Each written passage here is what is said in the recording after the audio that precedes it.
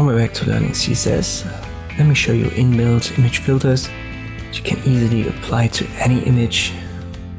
We'll first add an image using the image tag. I've got them in our img folder. Let us just use our photography image that we've got here.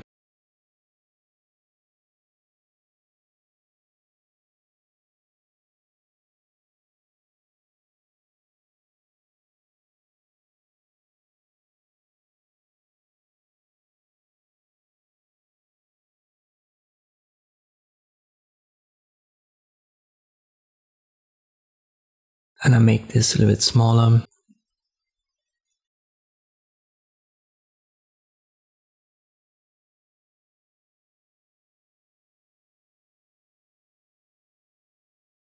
This is our basic setup. Now let's talk about the filter. It's a good idea to give them specific classes. So if you want to blur it, call the class blur, and then you need to add this class to the image that you want to have blurred.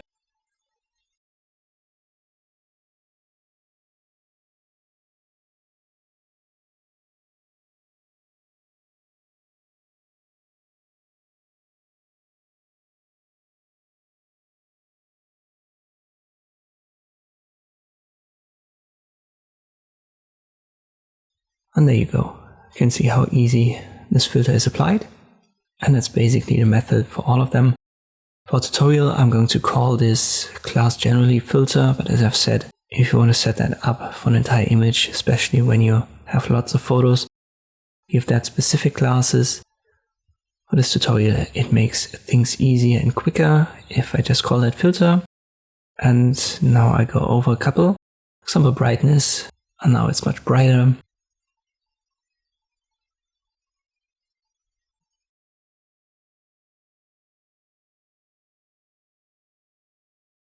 There is a grayscale inbuilt. I won't do much on this image.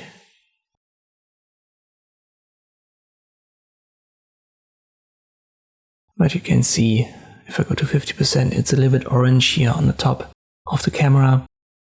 So this also works. The sepia should be something that's very prominent here.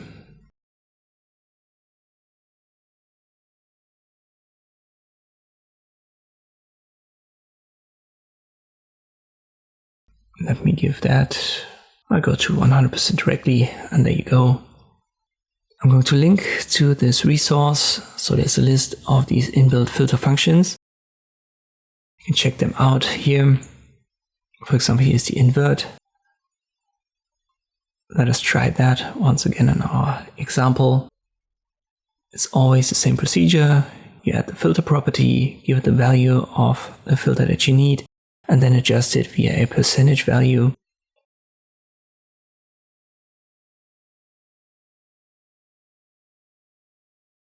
For example, here invert 25% would look like this. Once again, you'll find the link to this resource in the description below. I hope this video was helpful. Thank you for watching, and I'll see you next time.